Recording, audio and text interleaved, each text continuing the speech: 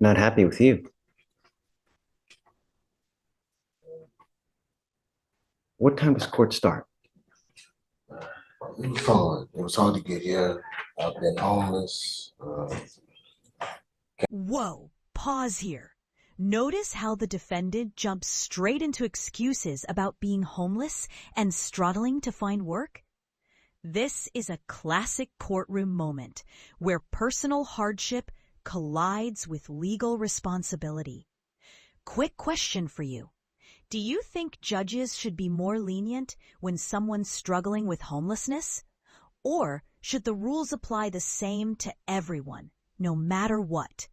Let me know in the comments. Can't really find a job. I've been trying.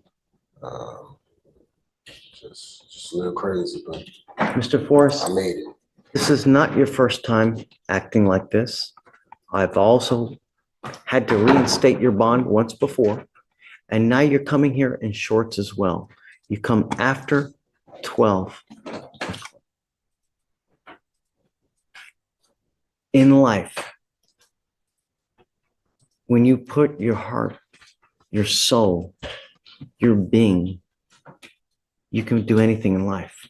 That's what's so great about this country, as opposed to if you live in North Korea, you live in other parts of this world where you're restricted from even accessing the internet. You have this unfounded sense of entitlement where just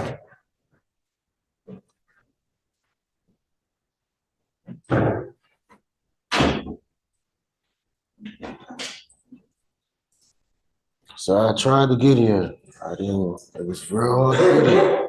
I've been living on the streets. You see, I got shorts on and stuff. I've been wearing these clothes every day. have in your life here. It's just me. I've been homeless. Where's mom and dad? Mom? Yeah, but she got a boyfriend, so we don't want nobody to come by her. So it's just So I you just really don't want to go over there. I guess that's what it is. no. She got a boyfriend, so So he don't. I guess he just want my mama to himself or something. I don't know, but I've been calling my mom. I'll be like, but I'm not about to really beg her, because I don't want to look at me like that, like just like I just need you that bad. So you do. know, But you do. Sometimes in life, you have to tuck your tail between and not try to man up when you ain't got nothing. It's better to go home where you have a roof over your head. And 9 times out of 10, I bet if you got a job and you came home and you gave your mom a little bread and a little help, it would go a long way because this is what talks, not the shusha that comes out of your mouth and where you just go home and you fight with the boyfriend and you fight with whoever it may be. No one is going to give you anything in life, Mr. Forrest. You got to earn it. no, that's what I'm trying to do. Using the street as an excuse when you have a place to go to doesn't fly. No, I didn't have a place to go to.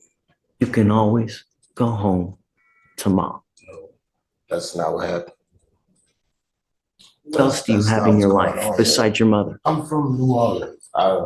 I don't really know how I ended up here, but I've been here for so long. It was a time that I stood in front of you before. I was with this girl named April. She lied and said that I hit her and all this. And then I was right here. And remember with the man, he lied and said I didn't pay him. And then I went to jail. He arrested me and sent me to the back. And then it came back that I was telling the truth. And then it was over and stuff. And I was with that girl. She used to sit back there in the back with me all the time in court every day. That was that time. But I was wrongly accused that time. That's not what I see. From the last charge? Mhm. Yeah. My records show the complete opposite of what you're saying. But regardless, that doesn't matter. I don't know. I got a lot going on, so I'm just trying How to do you have a lot going on when you're just on the street? I'm still in the street. I'm still in the street. That's why it took me all to get here. So tell me what's going on. I don't know. I don't know. It's like people don't like me or something. I apply for every job all around the world. I don't get it. I put on my little best clothes and still a little dirt. I button it all the way up. I come in there, I speak nice, and I just can't get no job. I don't know what's going on. Perception is Man, but do you see the way that you're acting to me? bro, Look, what I'm trying to tell you is that perception is reality. If you walk in and you walk in smug with the air of entitlement, Okay, did you catch that? The judge literally says he could set bond at $50,000 right then and there. That's not just a bluff. Judges do have the power to raise or revoke bond instantly. Imagine the stakes. One wrong move, and this guy could be back in jail before he even blinks. Now here's the real question. If you were the judge, would you lock him up to teach him a lesson or give him another chance? meaning that you're greater than everyone. that's not me. You came in here to me like this, and I'm a judge.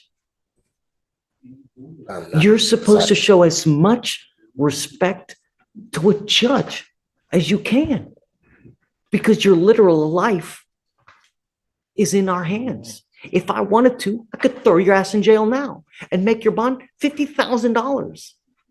That's crazy. But that's reality. And what I'm trying to impart to Then you. last night I was like, what's going on? All of a sudden, your YouTube popped up on my phone. I was like, what?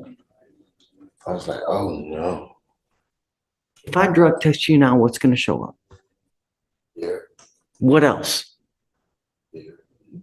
I was like, What else? that's it. I'm going to send you right now. Here. I'm going to send you. What I find, Mr. Forrest, that a lot of people prefer to live on the streets for two reasons.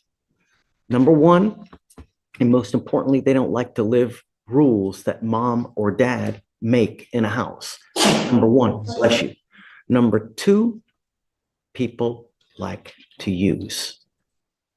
And they like to use either alcohol or illegal drugs. And the problem is that doesn't jive with where you're living at home.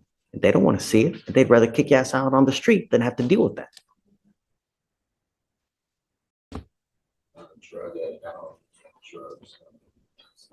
I think if you really want a job, give me one of those flyers, will you please? that's all I've been trying to do. I don't be doing nothing wrong out here. Well, come on. Then I'm giving you, Other people, Mr. Forrest, I'm going to give you the opportunity now. We have a workshop. It's this weekend, right?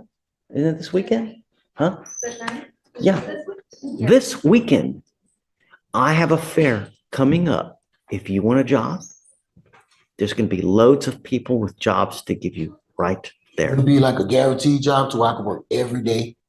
Because I don't want to be outside all the time. I would like something that's just stable, you know, at least 10, 12 hours a day.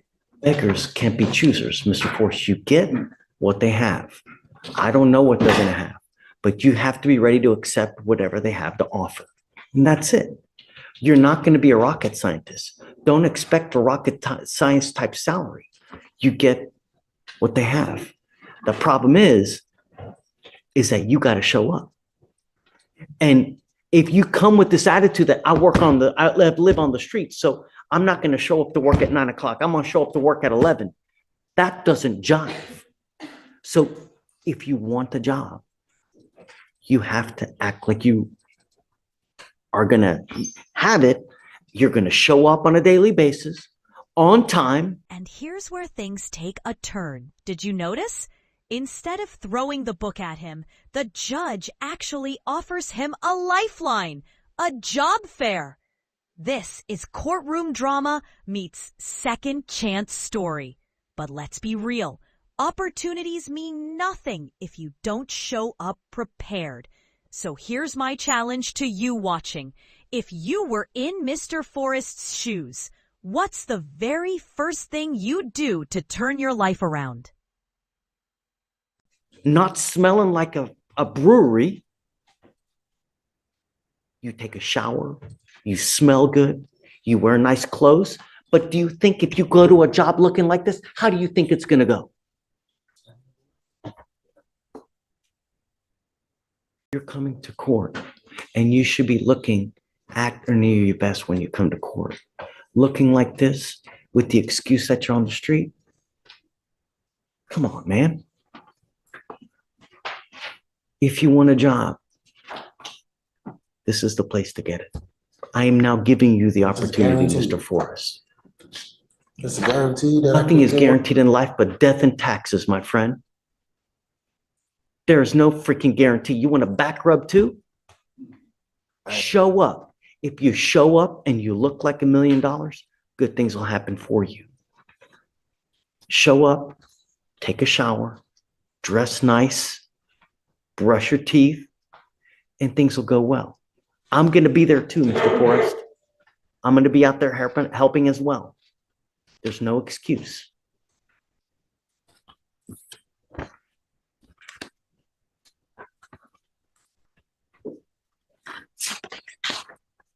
Do me one more favor. Tell him to come back in shorts again. Sorry, last time when I came, I had my boots on, my shirt buttoned up, I was clean that day. I'd already revoked your bond. You know that, right? I had already issued a warrant for your arrest. You're lucky that I haven't left because otherwise your butt would be sitting in jail. So next time when you come to court, it starts at 8:30. Don't wear shorts. It's a complete sign of disrespect. I'm not trying to disrespect. I'm going to reinstate your bond now. I will give you an application for an appointed lawyer. It's now nearly 1 o'clock. Everyone's gone. You're going to have to bring it back. I'm going to set your case off for a couple weeks. Show up to this job fair. Because if you do, hopefully good things will happen for you. I just been waiting. Actually, I've been waiting on the opportunity. It's in your hands. I don't know if I'm coming off as like something wrong, something that's the complete opposite. Like I'm really out here trying. Like too many people don't try. Like I'm really trying. I ain't give up yet. I be laying on the ground every day and I'm trying. I ain't never give up. Use my list of people. It's over. Mr. Forrest, I have a list of people that I'm expecting to show up on this program. Your name's now going on it.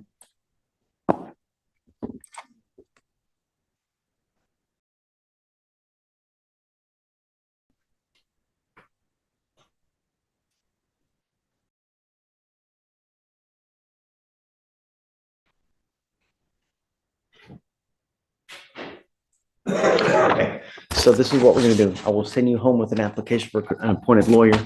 We will see you back in 2 weeks. I'm sending you for a drug test now because I want to know what, if anything's going to test. If you don't test, I will revoke your bond. Next time, come on time. You understand? Yeah. Okay, all right. Judge, you want to address the in 2 weeks as well? No, I want to know what the results are now, like today. And then if it's something that I hope not, we'll get a hold of Mr. Forrest and be sooner. All right. Good luck. See you on Saturday.